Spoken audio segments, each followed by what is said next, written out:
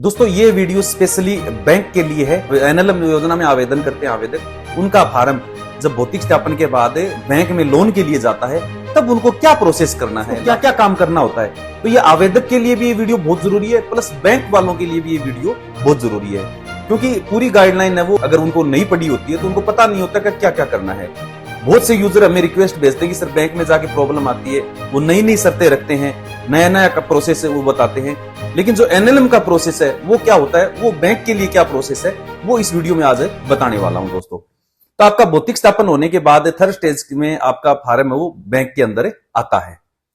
Bank में कौन सी site पर आएगा, तो आप देख सकते हो उद्यम मित्रा साइट है, इस उद्यम मित्रा साइट पर बैंक के अंदर ये फार्म आएगा।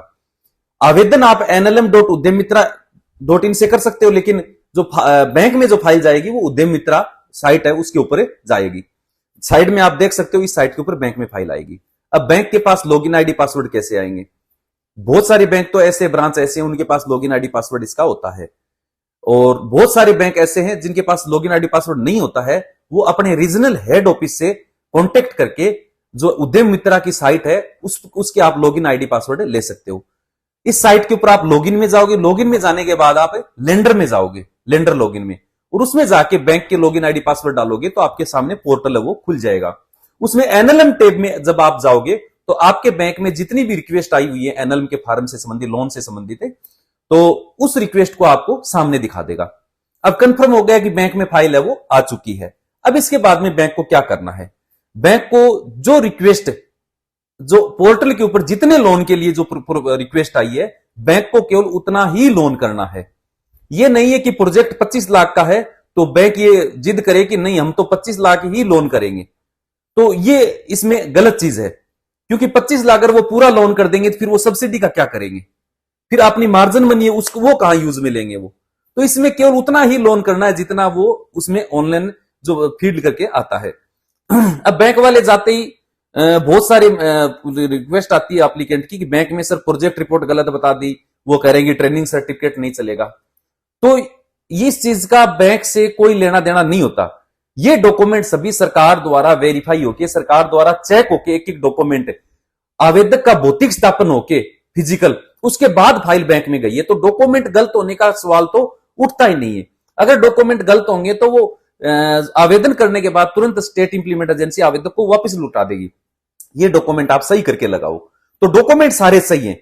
अब बात है बैंक को लोन कितना करना है, तो लोन जितना ऑनलाइन आवेदन में फील होके आया है उतना ही लोन करना है। अगर मान लो 25 लाख की प्रोजेक्ट रिपोर्ट है और उसमें 12.5 लाख बैंक लोन है, लेकिन बैंक जिद करता है कि हम तो 10 ही लाख देंगे, तो वो करना ना करना बराबर है, वो ना करे तो अच्छा है।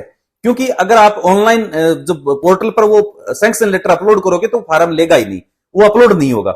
जो डिटेल भरनी होती है उस डिटेल में अगर आप उस आवेदक के फॉर्म के अनुसार डिटेल नहीं भरोगे, जैसे प्रोजेक्ट कॉस्ट 25 लाख है, मार्जिन मनी 2.5 लाख है, बैंक लोन 12.5 लाख है, सब्सिडी 10 लाख है, वो डिटेल आप सही नहीं भरोगे तो वो फॉर्म अपलोड नहीं होगा सैंक्शन लेटर बैंक के द्वारा। ये मैंने खुद अनुभव किया इस चीज को। तो बैंक को लोन उतना ही करना जितना उनके पास रिक्वेस्ट आई है। अगर मान लो विषम संख्या में भी ऊपर 12,60,000 80 रुपए है तो 80 रुपए पूरे ही उनको करने जरूरी है। अगर वो 12,60,000 कर देते हैं, 80 रुपए कम कर देते हैं, तो सेंट्रल गवर्नमेंट से वो फाइल रिजेक्ट होकर आ जाएगी। गाइडलाइन में साफ लिखा है लोन की जो राशि है वो आवेदक द्वारा ऑनलाइन आवेदन में भरे गए अमाउंट से 1 रुपया भी कम नहीं होनी चाहिए, तो लोन उतना ही करना है। अब बैंक जिद करता है कि आपको सब्सिडी 3 साल बाद आएगी इसलिए आपको पूरा लोन लेना जरूरी है, तो बैंक हो सकता है बैंक को नहीं पता हो इस चीज बारे में। वो 3 साल बाद जो सब्सिडी आती है वो पीएमईजीपी स्कीम है। एनएलएम योजना में आधी सब्सिडी है वो शुरुआत में आ जाती है, 50% सब्सिडी 5 लाख 100 + 5 गोट के लिए, और 5 लाख सब्सिडी आपका प्रोजेक्ट कंप्लीट होने पर आती है। तो काम कैसे होगा फिर सब्सिडी आधी आएगी तो उससे पूरा काम कैसे होगा।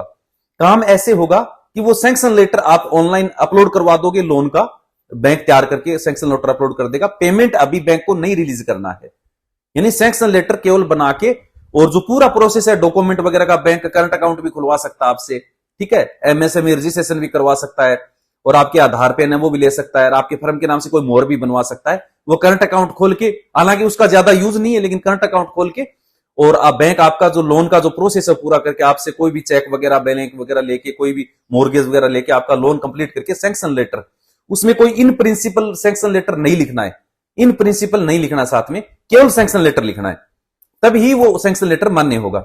जो हमसे जुड़े हुए अभ्यर्थी हैं, जो एप्लीकेंट हैं, उनको हम अगर बैंक में प्रॉब्लम आती है, बैंक को नहीं पता होता कि एनएलएम में कैसा सैंक्शन लेटर होता है, तो जो हमारे से प्रोजेक्ट रिपोर्ट वगैरह बनाते हैं तो हम उनको सैंक्शन लेटर भी प्रोवाइड करा देते कि आपको इस तरीके का सैंक्शन लेटर वो बैंक से तैयार करवाना है। तो ये हो गई, सैंक्शन लेटर अपलोड कर दिया, लोन जारी नहीं करना है। वो फाइल फिर सेंट्रल गवर्नमेंट में जाने के बाद जब 6th स्टेप में कंप्लीट होगी, पास होगी 6ठे स्टेप में, तब बैंक के पास एक ईमेल आएगा, यानी उसी पोर्टल पर, वही उद्यम मित्रा वाली साइट पर लॉगिन करके बैंक को देखेंगे तो वहां पर बाकायदा सेंटर से सिलेक्ट किया हुआ उस पर ऑप्शन आ जाएगी, ओके कर दिया है। अब बैंक को क्या करना है कि लोन की जो अमाउंट है उसमें से कम 25% से ज्यादा लोन आवेदक को जारी करना है। सेंट्रल गवर्नमेंट से स्कीम पास होने के बाद बैंक को 25% से ज्यादा लोन है वो जारी करना। मान लो उन्होंने 50%, आधा बैंक लोन है वो आपको जारी कर देंगे, तो उनको फिर एक लेटर टाइप करके, यानी कि after first instalment release of loan, उसका सैंक्शन लेटर है वो जो तैयार करके बैंक को डालना होता है। और उसमें बाकायदा फार्म के एप्लीकेंट नंबर और कितना लोन है, कितनी सब्सिडी है, वो सारी चीजें उसमें लिखनी होती है। और बैंक वो लिखेगा उसमें कि ये अब जो सब्सिडी, आधी सब्सिडी के लिए इलाइजेबल है, यानी हमने जो लोन है वो आधा लोन है वो जारी कर दिया। पूरा लोन भी कर सकते हैं, 25% से कम राशि नहीं होनी चाहिए लोन रिलीज होने की। तो उस पैसे से आवेदक वो शेड का काम है शुरू कर देगा, यानी कंस्ट्रक्शन का काम है शुरू कर देगा। अगर 12.5 लाख लोन भी है तो मान के चलो 6 लाख रुपए 50% लोन जारी होगा, तो उससे आपका सेट आराम से बन जाएगा 4 लाख के लगभग, ये मान 4-4.5 लाख में बन जाएगा। तो जैसे ही सेड का काम आपका, ये मानो कि सेड का काम कंप्लीट होगा, तो आप अपने जिला पशुपालन विभाग या स्टेट इंप्लीमेंट एजेंसी को आप संपर्क करके उनको बताओगे कि सर हमारा सेड का काम है हो चुका है या सेड का काम कंप्लीट होने वाला है। उस समय आप उनको मैसेज या कॉल करोगे तो फिर जिला स्तर से आपके पास एक टीम आएगी और आपका भौतिक सत्यापन करके लेके जाएगी कि वास्तव में आपने सेड का काम है कंप्लीट कर लिया है, और वो डाक जाएगी आपकी स्टेट इंप्लीमेंट एजेंसी के पास। अब स्टेट इंप्लीमेंट एजेंसी क्या करेगी, बैंक में एक लेटर भेजेगी कि आपकी इनकी सब्सिडी है वो रिलीज कर दीजिए। अच्छा, तब तक आपकी सब्सिडी आ चुकी होगी। जो लोन जारी करने के बाद बैंक ने एक लेटर टाइप करके जो एनएलएम पोर्टल पर अपलोड किया था, लोन जारी करने के बाद 6ठी स्टेप कंप्लीट होने के, पास होने के बाद सेंटर से फिर लोन जारी करके एक लेटर है वो लोन जारी करने का एनएलएम पोर्टल पर बैंक अपलोड करेगा, तो उसके कुछ दिन बाद सब्सिडी है वो आ जाएगी। अच्छा, सब्सिडी सबसे पहले आवेदक के सीधा अकाउंट में नहीं आती है, एक बैंक का खुद का ब्रांच का अकाउंट होता है जो सब्सिडी वगैरह के लिए यूज करता है बैंक। तो जो इंस्टॉलमेंट लोन का रिलीज करने के बाद जो लेटर टाइप करते हैं उसमें जो अकाउंट नंबर देने वो ब्रांच के खुद के अकाउंट नंबर देने सब्सिडी के लिए। तो वो सब्सिडी लेटर भेजने के 5-10 दिन बाद, 20 दिन बाद आपकी सब्सिडी वो बैंक के अकाउंट में आ जाएगी। और बैंक को वो सब्सिडी आवेदक के अकाउंट में कब डालनी है, जब आपका स्टेट इंप्लीमेंट एजेंसी से ईमेल आ जाए बैंक में कि हाँ इनका सेड का काम लगभग कंप्लीट हो चुका है, अब सब्सिडी आप इनके अकाउंट में डाल दीजिए, तो वो आधी सब्सिडी आपके अकाउंट में डल जाएगी।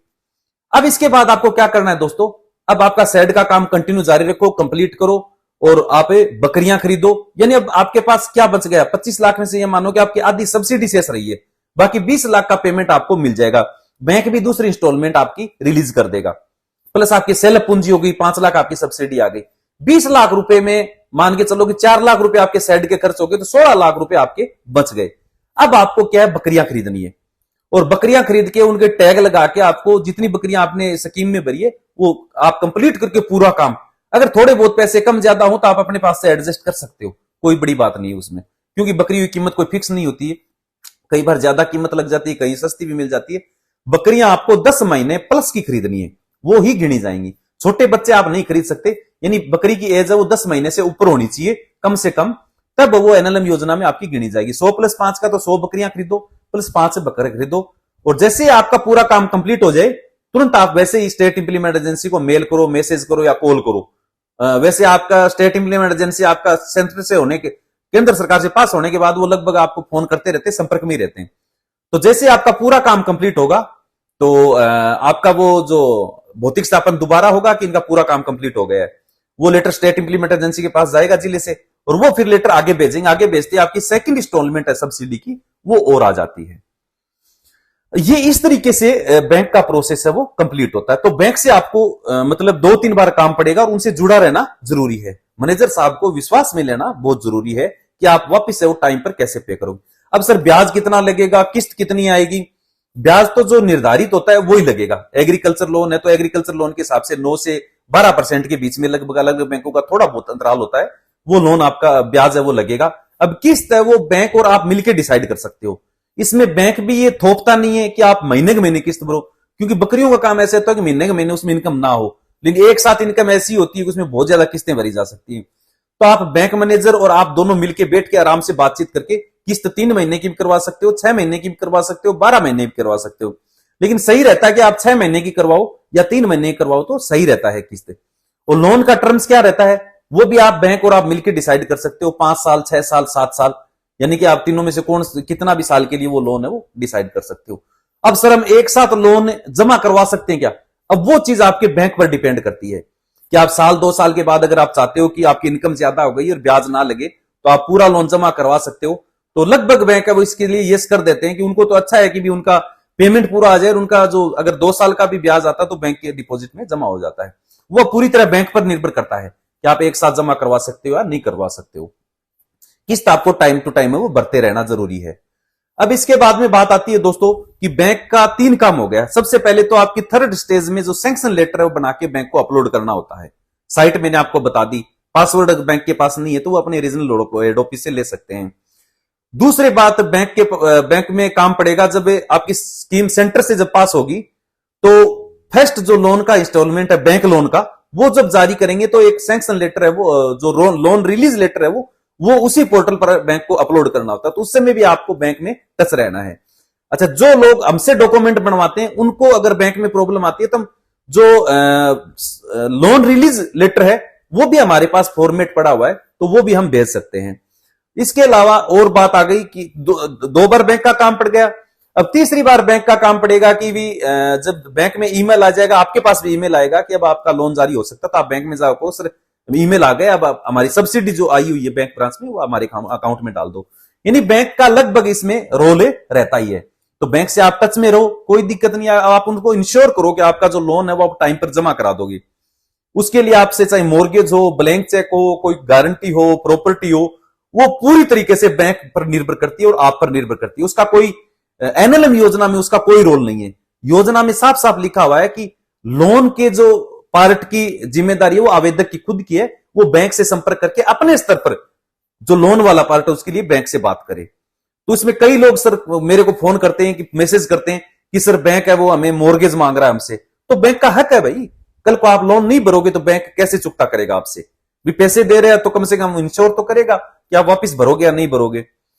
अब कई लोग फोन करते हैं कि सर मैंने तो लीज पर जमीन ली थी, अब मेरे नाम से कोई प्रॉपर्टी नहीं, तो बैंक करेंगे हम लीज की जमीन को मोर्गेज नहीं करेंगे। तो बैंक का भी कहना सही है, वो जमीन आपकी थोड़ी है, आपने तो किराए पर ली है, रेंट पर ली है, लीज पर ली है।